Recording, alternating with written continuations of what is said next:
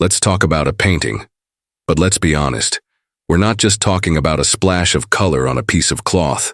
We're talking about a revolution captured on canvas, a quiet, seismic rebellion that shattered the art world's gilded cage and cleared a path for every wild, audacious, and brilliant artistic experiment of the 20th century. We are going to delve into the story of Paul Cézanne's The Boy in the Red Vest, and in doing so, we will uncover the story of a man, an outcast, a crank, a genius, who, through sheer bloody-minded determination and an almost inhuman stubbornness, taught the world to see again.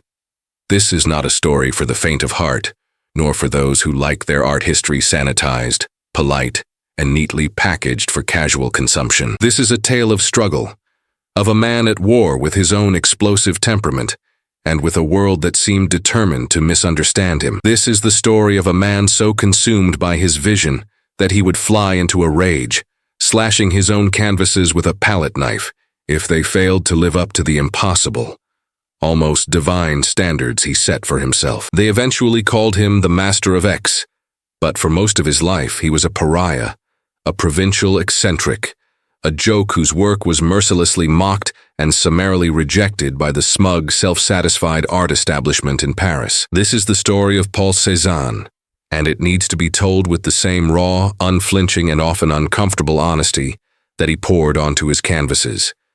It needs to be told without the usual politically correct fluff that dulls the edges of history. It needs to be direct and realistic, because the man himself was nothing if not grounded in a reality of his own making.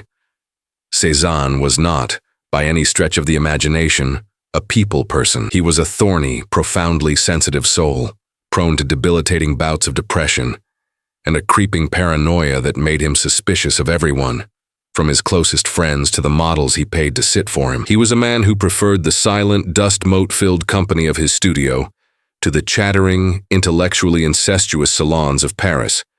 His father, a self-made man who had clawed his way up from being a hatmaker to a prosperous banker, had a clear path laid out for his son. Law school, a respectable profession, a secure place in the provincial bourgeoisie. But the young Paul was possessed by a different kind of ambition, a burning, all-consuming desire to paint that would set him on a collision course with his formidable father, his family, and the entire artistic world of his time. This was not a gentle calling. It was a curse, a magnificent obsession. After a brief and miserable attempt at studying law, he fled to Paris, the magnetic center of the art world. But Paris did not want him. He was rejected by the prestigious, unassailable École des Beaux-Arts, the official gatekeeper of artistic taste. This rejection, which would have broken a lesser man, only hardened his resolve. He became an outsider, a guerrilla artist camping on the fringes of the establishment. He spent his days in the hallowed halls of the Louvre, but he was not there as a supplicant. He was there as a surgeon, a spy. He copied the old masters, the Venetians like Titian, the Baroque giants like Rubens, the raw power of Michelangelo, not to imitate them, but to dissect them. He wanted to understand their secrets, to deconstruct their genius bone by bone, and rebuild it in his own modern image. His early work is a shock to those who only know his later, more measured paintings. It's dark, violent, and brooding, thick with visceral gobs of paint, often troweled on with a knife instead of a brush. The subjects are grim, often depicting murder, rape, and debauchery. This was the work of a young man boiling with frustration, passion, and a profound sense of alienation. Though he would later fall in with the group of painters who came to be known as the Impressionists, and even exhibit with them at their scandalous first exhibition in 1874, he was never truly one of them. He was a fellow traveler, a co-conspirator in the rebellion against the Academy, but his destination was entirely different. The Impressionists, artists like Monet and Renoir, were obsessed with capturing the fleeting moment, the ephemeral play of light on a surface. They wanted to paint the shimmer of sunlight on water, the hazy atmosphere of a Parisian afternoon. Their art was one of sensation, of the momentary glance. Cézanne respected their project, but he found it lacking in substance. It was, to him, too flimsy. He famously declared that he wanted to make of Impressionism something solid and durable, like the art of the museums. He wasn't interested in the fleeting glance. He was after the eternal truth. He wanted to reveal the underlying structure of reality, the very bones of the world, hidden beneath the skin of appearances. He sought what he called a harmony parallel to nature, an art that was not a mere imitation of the world, but a construction, a recreation of it according to its own internal logic. He didn't want to paint what he saw. He wanted to paint the process of seeing itself. This colossal ambition brings us finally to The Boy in the Red Vest. Painted during a period of intense creative maturity, between 1888 and 1890, this is not just one painting. It is a series, a deep dive into a single subject consisting of 4 distinct oil paintings and 2 watercolors. This fact alone tells you everything you need to know about Cézanne's obsessive, methodical, and almost scientific approach to his art. The model was a young professional from Italy named Michelangelo di Rosa, but to call these works portraits is to fundamentally miss the point. Cézanne, in his blunt and unsentimental way, couldn't have cared less about the boy's personality, his history, or his fleeting emotions. He famously told his models they had to sit as still as an apple. "Does an apple move?" he would grumble. The boy was an object, a collection of forms and colors, a human still life that Cézanne could study with the same dispassionate intensity he brought to a bowl of fruit or his beloved Mont Sainte-Victoire. Let's look at the most famous version of the painting, the one that now resides in the E.G. Burrell collection in Zurich. This is the image that comes to mind for most people. The boy is slumped in his chair, lost in a world of his own, his head propped up by a long, languid arm, his expression a mask of melancholic reverie. It's easy to get lost in the romantic notion of the pensive Italian youth, but that's a trap. That's not what the painting is about. The real subject here is the architecture of the image. Your eye is guided, almost forced, along a series of powerful lines and shapes. Notice the strong diagonal created by the boy's bent back, a line that is echoed and rhymed by the tilted edge of the table and the curtain behind him. See how his left arm forms a graceful sweeping curve that leads you into the painting, while his right arm creates a solid vertical that anchors the composition. These are not accidents. This is a complex dynamic structure, a carefully engineered harmony of intersecting and repeating forms that locks the figure into the pictorial space with the force of gravity. And the colors. Oh, the colors. That vibrant, almost shockingly saturated red of the vest is the heart of the painting, its emotional and visual core. It's a bold, declarative statement against the more muted and complex symphony of blues, greens, and ochre grays that surround it. But this is not the simple, descriptive color of realism. Cézanne isn't just telling us the vest is red. He is using color to build form, to create volume and depth in a way that no one had ever done before. He spoke of modulating with color, rather than modeling with light and shade. Look closely at the white shirt. It isn't just white. It's a universe of subtle blues, grays, and even pinks. Each brushstroke a distinct plane that helps to turn the form of the boy's arm in space. He treated color like a builder treats bricks, laying down patch after patch, each one representing a slight shift in the plane to construct a solid 3-dimensional reality on a 2-dimensional surface. This is why so much of the painting seems wrong to an eye accustomed to photographic realism. He completely abandoned the strict mathematical rules of single-point perspective that had dominated Western art since the Renaissance. The table, for instance, seems to be tilted forward, seen from a slightly higher viewpoint than the boy himself. The anatomy of the boy's propped-up arm seems impossibly long, almost boneless. These are not mistakes of a clumsy artist. They are the deliberate, revolutionary choices of a master forging a new language.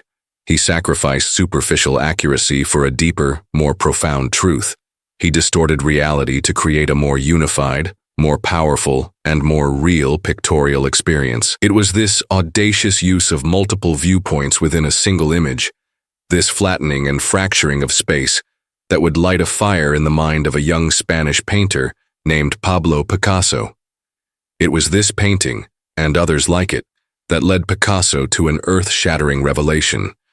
A revelation that would give birth to Cubism and change art forever. It is no exaggeration to hear Picasso's own words and understand why he called Cézanne the father of us all. Each of the 4 oil paintings in the series offers a different line of inquiry, a different perspective on the same formal problem. The version at the National Gallery of Art in Washington, D.C. presents a full-length view of the boy standing, his hand cocked on his hip in a pose that consciously echoes the grand portraiture of 16th-century Italy. Here, Cézanne is measuring himself against the masters of the past, translating their classical monumentality into his own radical new language. The painting at the Museum of Modern Art in New York is more intimate, showing the boy in strict profile, his shoulders slumped in what appears to be exhaustion, or perhaps just the sheer boredom of holding a pose for hours on end for a cantankerous old painter.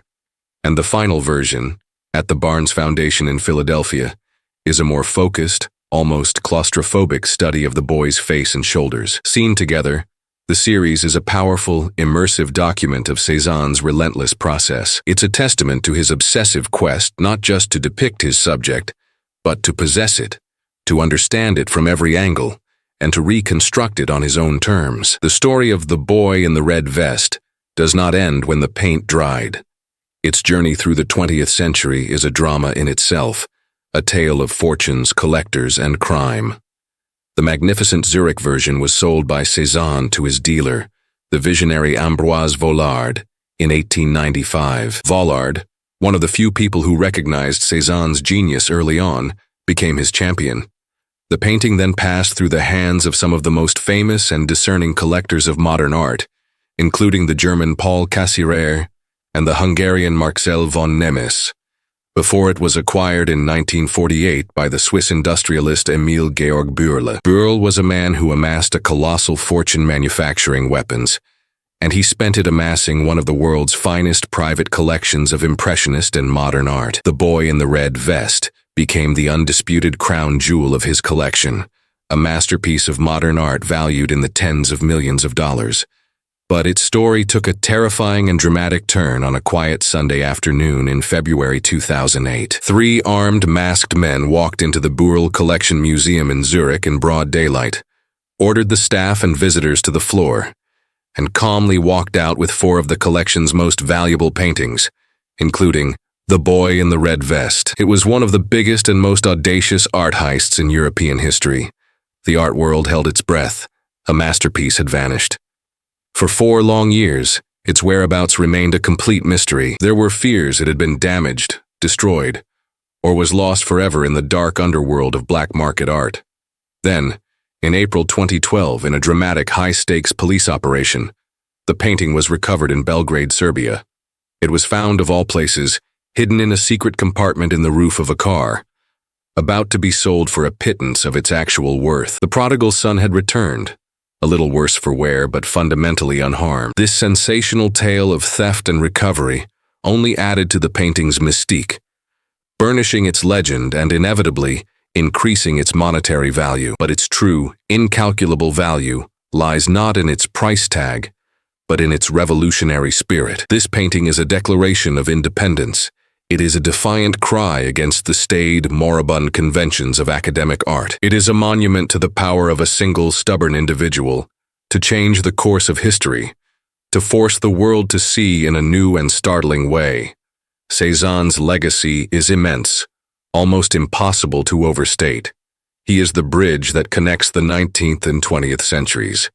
He is the wellspring from which so much of modern art flows. His influence is clearly visible in the explosive, arbitrary colors of Henri Matisse and the Fauve, who took his liberation of color from its descriptive role and ran with it. His influence is the very foundation of the fragmented forms and multiple perspectives of Picasso and Braque's Cubism. His structural solidity can be felt in the sculptures of Constantin Brancusi and the paintings of Piet Mondrian. Even his contemporaries, who had once mocked him, came to see the light. Claude Monet, the quintessential impressionist, came to revere him, owning several of his works and declaring Cézanne the greatest of us all. The young Italian painter Amedeo Modigliani was said to be so infatuated with the work that he carried a reproduction of it with him at all times, kissing it reverently whenever Cézanne's name was mentioned. But to truly understand Cézanne, to get to the heart of his achievement, we must look beyond the labels and the isms. We must look at the man himself, in all his stubborn, difficult, and brilliant glory. He was a man who, in his own famous and deceptively simple words, sought to astonish Paris with an apple. And he did. He took the most mundane, humble subjects, apples on a kitchen table, a craggy mountain in Provence, a bored Italian boy in a red vest, and he transformed them into monumental works of art, pulsating with an inner life and a structural integrity that was entirely, radically new. He revealed the sublime in the ordinary. The boy in the red vest is therefore much more than just a pretty picture to be admired from a safe distance. It is a lesson in perseverance. It is a powerful, visceral testament to the fact that true genius often lies on the fringes, far from the centers of power and acceptance. It resides in the hearts and minds of those who are willing to be misunderstood, to be ridiculed, to be rejected in the solitary pursuit of their own unique vision. It is a story that should inspire all of us to look at the world around us with fresh eyes, to see the hidden beauty and the secret structure in the everyday, to question the established order, and to have the raw courage to forge our own path, no matter how lonely or difficult it may be. So the next time you see a poster or a postcard of the boy in the red vest, or if you are ever lucky enough to stand in the quiet, hallowed presence of one of the originals, remember the man who painted it.